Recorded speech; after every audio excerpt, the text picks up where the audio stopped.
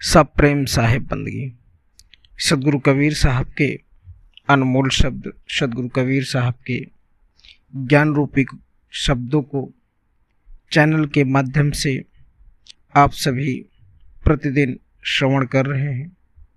सदगुरु कबीर साहब के मूल बीजक ग्रंथ में सदगुरु कबीर साहब ने अपने शब्दों के माध्यम से संसार के समस्त लोगों को जो ज्ञान दिया है, जो समझाने का प्रयास किया है, वह बताते हैं। जो भी बताया उन्होंने सत्य और बिल्कुल ही सरल भाषा में समझाने का काम किया है। इसी कड़ी में सदगुरु कबीर साहब का बहुत ही सुंदर शब्द है। बीजक से शब्द नंबर 7 में सदगुरु कबीर साहब कहते हैं, संतो कहो तो को पतियाई, झूठ कहत साच बनी आई। लौके रतन अभेद अमोलिक, नहीं ग्राहक नहीं साई। चिमिक चिमिक चिमकै दृग दहुदिस, अरब रहा छिरियाई। आपै गुरु कृपा कुछ कीन्हा, निर्गुण अलख लखाई। सहज समाधि उन्मनि जागे, सहज मिले रघुराई। जहाँ जहाँ देखो तहाँ तहाँ सोई, मन मानिक बेधो हीरा। परम तत्व गुरु सो पावें, कहें उपदेश कबीरा।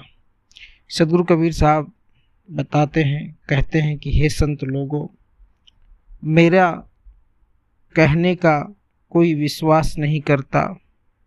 सब मेरे कहने के को असत्य समझते हैं, परंतु उस स्थिति में पहुंचने पर साधक अनुभव करता है तो उसे सत्य ही सत्य का अनुभव होगा। हृदय में समाया हुआ चेतन तो अखंड एवं अनमोल रत्न है, क्योंकि उसका कोई ग्राहक अथवा स्वामी नहीं है। वह चमकता हुआ ज्ञान पुंज है, जिसका प्रकाश 10 इंद्रियों द्वारा प्रकाशित हो रहा है। स्वयं सद्गुरु की कृपा से अतीत तथा अगोचर निज स्वरूप का बोध होता है।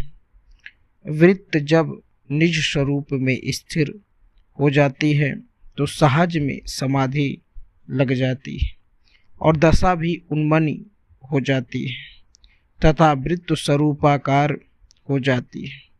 जब निज स्वरूप भी चेतन रूपी राम भी प्राप्त हो जाता है, जहाँ जहाँ देखो वही घर में चेतन राम ही समा रहा है। कीरी से कुंजर तक प्रत्येक घर में चैतन्य राम ही राम समाया हुआ है। एक धागे में पिरे हुए मणियों के समान, अर्थात चेतन धागे में स्मरण मणियों को पिरोकर हीरा की तरह मानकर हमेशा स्वरूप का स्मरण करता है।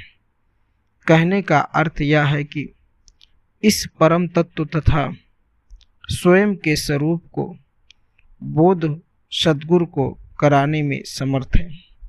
यह जो शब्द है सद्गुरु कबीर साहब का, यह चैतन्य इस आत्मा और परमात्मा को मिलाने वाले शब्द हैं, क्योंकि सद्गुरु कबीर साहब की जो वाणी है, उस वाणी को समझना परखना बहुत ही कठिन होता है। सद्गुरु कबीर साहब की वाणी को जो भी मनुष्य समझ गया, परख गया, जो उसे जान लिया, निश्चित ही उसका कल्याण हो जाता है।